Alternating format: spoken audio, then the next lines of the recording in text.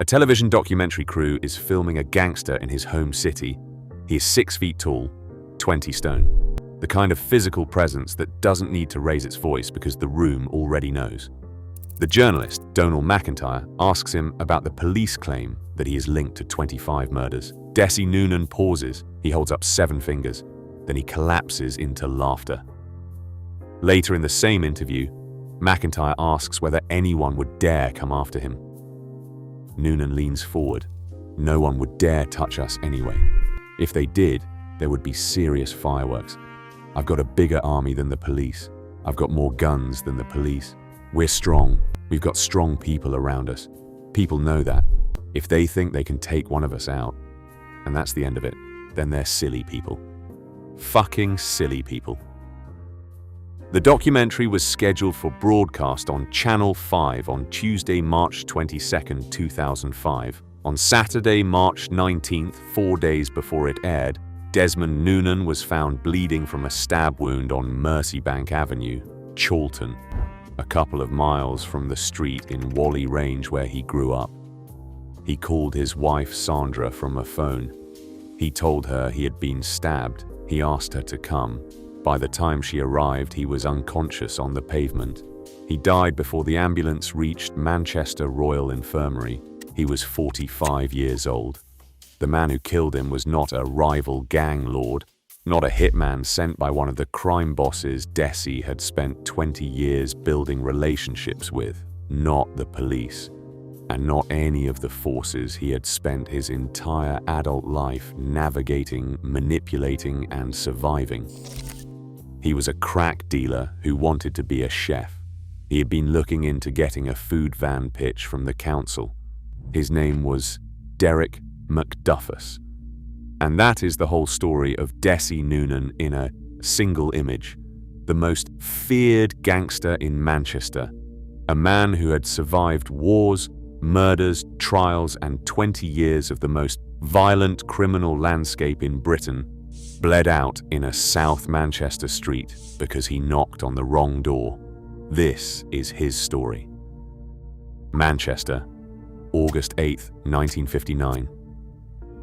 There were 14 of them. 14 children born to Irish immigrant parents in a terraced house in Whalley Range, South Manchester. Every single one of them given a name beginning with the letter D, a deliberate choice, a reference to Dublin, to where they came from, to the identity their parents carried across the Irish Sea into a city that didn't always want them. D for Dublin, D for the Nunans, Dermot, Damien, Desmond, Dominic, Delia, Denise, Derek. Down the list of children like a roll call of the family's origin. Whalley Range in the late 1950s and 1960s was working class in the specific way that Manchester's Victorian-built residential streets were working class, terraced houses, corner shops, men who worked in factories and on the buses and in whatever the local economy still had left to offer, as the industrial base quietly began its long contraction.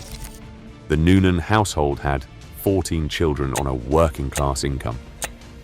Do the arithmetic. You don't need to know the specific figures. You can feel what that means for a child growing up in that house. What is available and what isn't. What the boy next to you at school has that you don't. What the gap between the life you're living and the life you can see other people living looks like when you're 9 years old and already calculating it. Desi Nunan left school at the earliest opportunity. By his teenage years, he was already fighting, not organized, not yet, just fighting. The specific currency of a young man in a working-class Manchester neighborhood who had figured out early that his size and his willingness to use it were the most negotiable assets he possessed. He was 6 feet tall by the time he was fully grown, 20 stone, built like a man who'd been designed for physical confrontation and had spent his entire adolescence confirming the design. And in the Manchester of the late 1970s, a city hit harder than almost anywhere in England by the collapse of its industrial economy, by unemployment, and by the specific hopelessness that unemployment deposits into young men, With nowhere to go and nothing to lose, Nunan found the door that was always open for men like him. The criminal world. Manchester, early 1980s. He started on the doors. That is how it always started for men of Desi's particular gifts in Manchester in the early 1980s. The clubs and pubs that were opening across the city as the nighttime economy began its growth needed men at their entrances who could communicate without saying anything, and very rapidly if necessary, that problems would not be tolerated. Nunan communicated this fluently. He was not just large. He had something beyond size, a quality that the people who worked with him and the people who feared him described in the same language. A stillness, a complete absence of hesitation, the specific quality that separates men who are dangerous from men who merely look dangerous. He started putting his own men on other doors. His brothers joined. Damien, the one that serious criminal observers later called the real strategic mind of the family, the diplomat, the peace broker, the man who built the alliances that made the whole enterprise function. And Dominic, younger, equally feared, the one who would outlive them both and end up in a prison cell for reasons nobody in Manchester's underworld would have predicted. By the mid-1980s, the Nunan brothers controlled the security operation on club doors across Manchester's city centre. By the late 1980s, 80% of Manchester's nightlife security was said to be in Nunan hands. 80%. In a city that was simultaneously becoming one of the most important nightlife destinations in the world. Because this is the context that makes the Nunan story different from every other British gangland story of the same era. The Nunans didn't just happen to be in Manchester. They were in Manchester at the exact moment that Manchester became the most important city in British popular culture. Manchester. Late the 1980s into the 1990s, you need to understand what the Hacienda was, not just as a nightclub, as a cultural event. Factory Records, Tony Wilson, the music that was coming out of Chicago and Detroit, house, techno, finding its first serious British audience in Manchester. Joy Division became New Order. The Smiths came out of Salford. And then, in 1988 and 1989, ecstasy arrived in the Hacienda and changed everything. DJ Mike Pickering, watching from his booth, described it later. As soon as they got hold of E, the whole place went berserk. It was like a tidal wave. Ecstasy made the white kids dance. The Hacienda became the center of something the music press called Mantchester. A moment.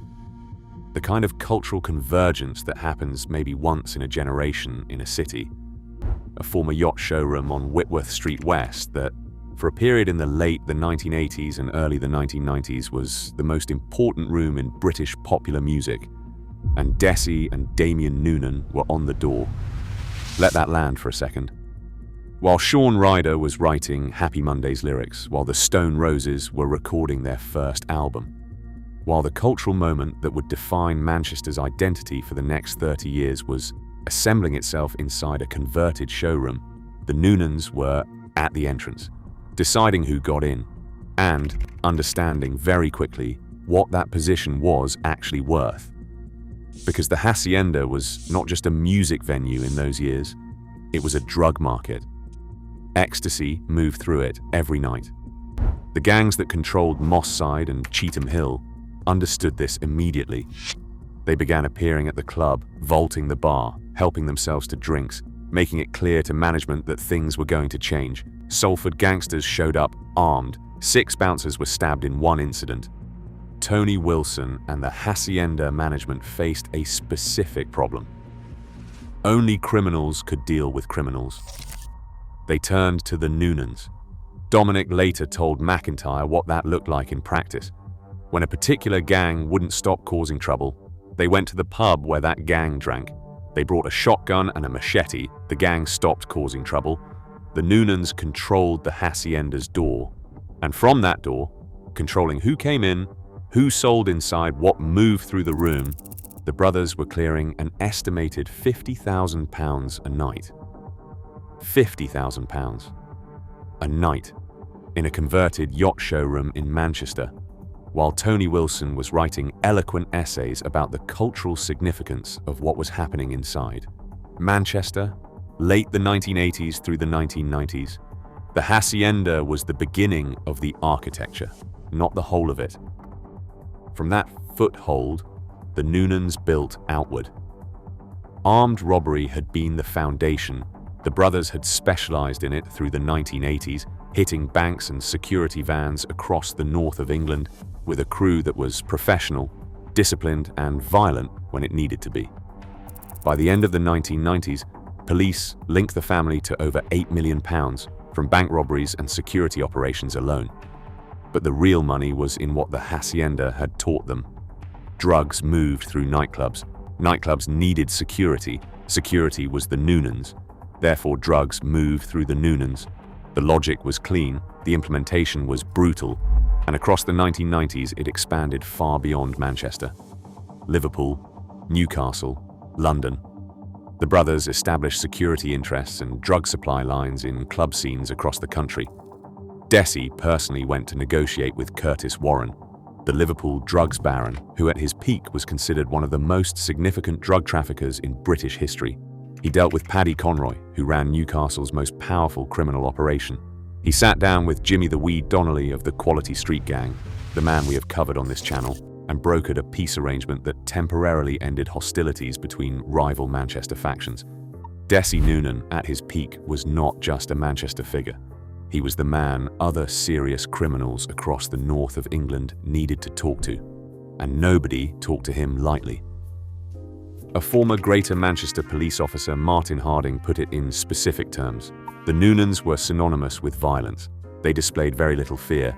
They had no fear of the authorities, no fear of prison. They were not scared to use violence, not scared to use it. That phrase, the specific phrase. Because the thing that made Desi Nunan different from the other hard men who populated Manchester's underworld in this period wasn't his size or his connections or his criminal intelligence. It was that quality of not hesitating. The thing that most people, even violent people, have. That fraction of a second where something in them pulls back. Desi didn't have it. And everyone who encountered him knew it within minutes. The Penny Black Pub car park, Salford, September 8, 1991. Anthony Johnson was known as White Tony. He led the Cheetham Hill Gang, one of the most powerful criminal organizations in Manchester's north, a firm that had been building its own grip on the city's drug markets and nightlife through the same period the Nunans were building theirs. Two firms, one city, overlapping territory. On September 8, 1991, White Tony Johnson was shot dead in the car park of the Penny Black Pub in Salford. Shotgun. Clean. Professional. Unambiguous. Desi Nunan was charged with the murder. He stood trial. The jury failed to reach a verdict. A retrial was ordered. Second trial. Key witnesses who had been willing to testify the first time were no longer willing to testify the second time. One defendant was cleared. The jury again failed to reach a verdict on Desi Nunan specifically. Justice Rhys Davies looked at the situation. 2 trials, 2 hung juries. A third trial, he ruled, would not serve justice. Not guilty verdicts were entered. Desi Nunan walked out of court. His reputation, which had already been significant, took on a new dimension after White Tony. Because now, everyone in Manchester knew something specific. Not just that Desi Nunan was dangerous, but that the specific gravity of that danger extended into courtrooms, into the calculations that witnesses made when deciding whether to come forward, into the silence that spread through a neighborhood when a case required people to speak. Over the years that followed, Nunan faced multiple serious charges: a 1992 shooting, witness intimidation, jury tampering. The pattern repeated, cases collapsing, witnesses unavailable. In 1995, he was convicted of violently attacking twin brothers, described in court as a psychotic assault, and sentenced to 33 months. The one time the system held, everything else slipped through. Manchester. Throughout the 1980s and 1990s, here is the detail about Desi Nunan that every account of his life struggles to reconcile. He was a lifelong anti-fascist, not performatively, not in the way people attach political labels to criminals to add complexity, actively Operationally, committedly, an anti-fascist from his teenage years until the year he died. In the early 1980s, when the National Front was attempting to organize in Manchester, Desi was part of the street squads that physically confronted them. At football matches, in pubs, on the streets of the city. When anti-fascist action was formed in 1985, he was in. In 1993, when the BNP set up a branch in South Manchester, Desi arranged a meeting in the Seymour pub in Whalley Range. He sat across from the BNP's local organizer. He said, "There's one thing that not many people know about me, and that's the fact that I'm anti-fascist to the core. Now tell these lads what they want to know, because I don't want to come back here and see you again." The BNP branch in South Manchester folded. His last known anti-fascist work was in 2002. He was physically canvassing against the BNP in Newton Heath, walking the streets of a Manchester neighbourhood, knocking on doors, making the case against the far right. A man linked to 25 murders, canvassing. The same man who had built an empire on drugs and terror and the silence of witnesses. Genuinely anti-fascist, genuinely violent, both at once. Not a contradiction in the way he understood himself. A coherent identity built from Irish immigrant working-class roots, Republican sympathies, and a complete willingness to use force in the service of whatever he believed in, including his beliefs about how Manchester's communities should be protected from the far right. That is who Desi Nunan was. The moral frame does not resolve cleanly. It is not supposed to. Manchester, from 2002 to 2005. By the early 2000s, the empire was already starting to fracture. Damien, the diplomat, the peacekeeper, the one that Paddy Doherty later called the gangster of gangsters, was gone. In July 2003, Damien Nunan fell from a motorbike while on holiday in the Dominican Republic. He was airlifted to the Jackson Memorial Hospital in Miami. He died 4 days later from blunt trauma. He was 37 years old. The minute Damien died, they weren't half as powerful as they thought they were, Doherty said. Without Damien, the strategic intelligence of the operation went with him. What remained was Desi, and Desi, by 2005, was not the same man who had stood on the Hacienda's door in 1989. He had an out-of-control crack cocaine addiction, the drug that had made his family's fortune. Moving through the clubs, through the supply lines, through the network, had taken up residence in the man who ran it. He was erratic, volatile, making decisions that his former self would have seen instantly as mistakes. He began a running dispute with a crack dealer on Chorlton's Merseybank estate, a man named Derek McDuffus, Jamaican-born, Manchester-raised, who sold crack and heroin from his home, and, in the quiet interior life that nobody in Manchester's underworld would have known about, dreamed of becoming a chef. He'd been looking into getting a food van pitch from the council. Arguments went back and forth between them. Threats. The specific, escalating logic of two men who have decided they don't fear each other. McDuffus told Desi, "F off, I'll kill you." Friday, March 18th, 2005, 11:30 at night.